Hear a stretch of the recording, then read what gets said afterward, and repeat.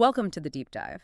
We're here to take a stack of sources, articles, guides, all sorts of research, and pull out the most important insights just for you. And today, we are tackling a big one. It's a topic that I think a lot of people dread. It feels like a chore. A punishment almost? Exactly. Yeah. We're talking about mastering the review of literature, the ROL. Right. And our sources today frame it not as this academic hurdle you have to jump over, but as the actual essential blueprint for any serious project. That's the key. And our mission here is to distill all of that for you. We're going to pull out the structure, the best practices, and maybe most importantly, the warnings to make sure your research is efficient, thorough, and ethically sound. And the material we're working from is incredibly practical. It's basically an instruction manual for anyone tackling a big dissertation or a complex report. So let's just dive right in. The biggest takeaway right from the top is that the ROL has to be an active process. You're not just, a sponge absorbing information. Or a hunter. You're a hunter, exactly. Yeah. You're looking for specific things. And our sources break this down into 4 stages of what they call active reading. Okay, 4 stages. So when you first pick up a book or an article, what is the absolute first thing you should do? Stage 1 is gaining impression.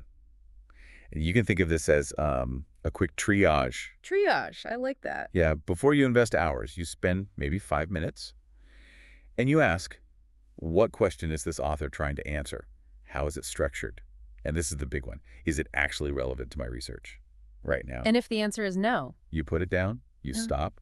The amount of time you save by just being ruthless at this stage is, well, it's massive. That makes perfect sense. Don't try to force it. Okay, but what if it is relevant? This is where stage 2 comes in, and I found this part fascinating. It's formulating questions. This is the hack. This is the thing that really separates, the pros from the people who are just spinning their wheels. Before you read the thing deeply. You come up with your own questions first. Yes. You write down the specific questions you need this source to answer for you. So it's not just a general what do they find, it's more like what specific method did they use to test this variable, or how are they defining this key term? Exactly. You're going in with a set of demands.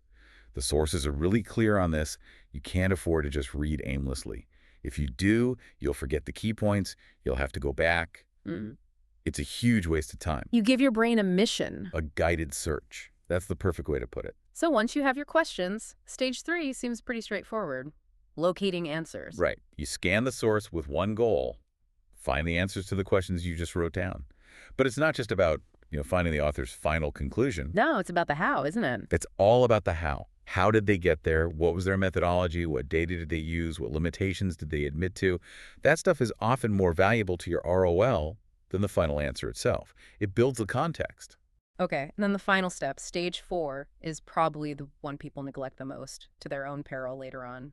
Recording data. Oh, absolutely. Once you've pulled out that super relevant targeted info, you have to record it. You have to put it into your notes system immediately in a way that makes it easy to find later. For citations. For citations, for building your argument. If your notes are a mess, or you can't find that perfect quote you remember reading 3 months ago, you might as well have not read it at all. It's wasted effort. Wow. That is such a clear, powerful framework. But okay, that's the reading process. The sources then move on to something else, right? The discipline required to manage all this information. They do. We shift gears from how to read to how to manage the chaos you've just created with all your great notes. Right. And they establish that the ROL is fundamentally the library phase of your project. And that doesn't just mean a building with books. It means a system. You have to know the system. You have to be fluent in it. Not just general library cataloging, but the specific procedures of the library you are actually using. How do they handle digital archives, interlibrary loans? Knowing that stuff up front saves you so much time. It prevents bottlenecks down the line. Completely. Oh. But beyond the physical stuff, the sources highlight two non-negotiable criteria for good research. And this should be your mantra. Okay, what are they? Accuracy and consistency. Accuracy seems obvious. You have to get the facts right. But why is consistency so important? Because inconsistency is the enemy of efficiency. The sources stress that from the moment you start, you have to record your information accurately, yes, but also in exactly the same way every time. Like a style guide for your own notes? Precisely. If you write the year as 2024 for 50 sources, then switch to 2024 for the next 50. You've just created a huge, tedious cleanup job for yourself right before your deadline. Oh, I've been there. That is a painful realization. It is. And that brings up a really specific practical hint they give about quoting. Which is, Whenever you copy a direct quote, and you should, you must, right then and there, note the exact page number from the book or journal. do not tell yourself you'll find it later. Never. Because you won't. Hmm. Or you will, but it'll be after a week of frantic, furious searching for one sentence in a 300-page book you barely remember.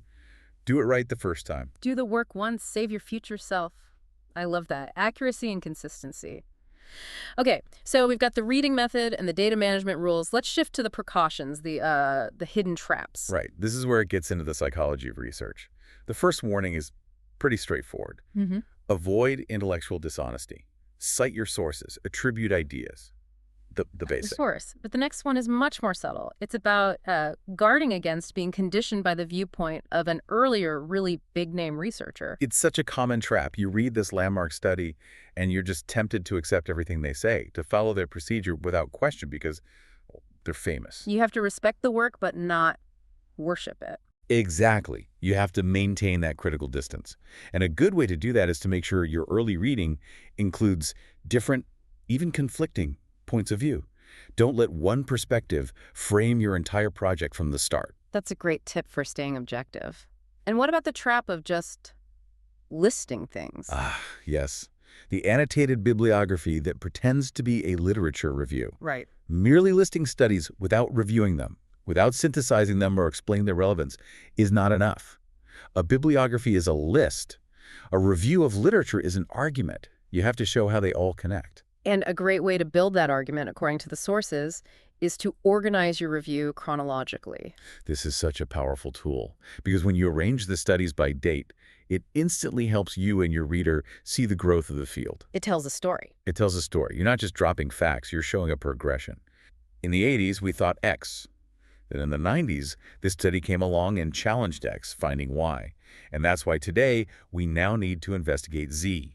And that immediately justifies your own project. You're literally showing the gap in the timeline that you plan to fill. You're showing why your work is the necessary next step. And to do this well, the sources say you need to think about two different kinds of reading, two different speeds. Okay, let's break that down. What's the first speed? First is preliminary reading. This is your fast gear. You're skimming abstracts, scanning for keywords. It's the bird's eye view. You're just identifying material that seems useful. This is basically that stage one gaining impression that we talked about. Got it. And the second speed? That's critical thinking. Oh. This is your slow gear. This is the deep, serious evaluation of the stuff you flagged as useful. You're analyzing the methodology, the data. This is where you're applying stages 2 and 3. And you have to keep those two phases separate. You must. If you try to critically read everything, you'll drown. You assess quickly first, then you analyze slowly. Okay, so once you've done all of that, the reading, the note-taking, the chronological organizing, how do you actually report it? How do you turn all that work into a polished chapter? Right, the final output. For a typical dissertation, the ROL is chapter 2. It comes right after your introduction and sets the stage for everything that follows. And this is where that synthesis really has to shine. It can't just be a summary of your notes. No, it's all about synthesis and linkage. There are 3 steps to reporting it. First, you lay out the research, ideally in that chronological story we just talked about. Sure. Second, you have to explicitly relate those studies to your own study. You draw the lines. You show the connections. You point out the questions they raised but didn't answer. And that leads to the third step, which feels like the whole point of the chapter. It is the whole point. You must show that your study is a derivation from the studies that came before it. You have to prove beyond a doubt that your research is the logical, necessary next step in that conversation. It's not just a study on X, it's the necessary next study on X. Precisely. That's what makes your work specific, up-to-date, and indispensable. It proves you haven't just read a lot. You've understood the entire field and found your unique place in it. That is so incredibly clarifying. So to wrap this all up for you, our listener, the big takeaways for me are really practical. First, that idea of formulating your questions before you read, that's a game changer for focus. And second, that mantra, accuracy and consistency from day one, especially with page numbers for quotes. Spend 10 extra seconds now to save yourself 10 hours of agony later. Absolutely. And let's leave you with a final thought to chew on. If the ultimate goal of the ROL is to show that your study is a derivation from previous work, Hmm. what does that really say about originality in research? Hmm. It's a great question. Should your focus really be on finding some completely blank, untouched topic? Or is true originality found in providing the newest, most specific, and logical next step in an already established conversation? Maybe originality isn't about being first, but about being the most coherent next. Something to think about as you map out your own research. Thanks for taking this deep dive with us, and we'll catch you next time.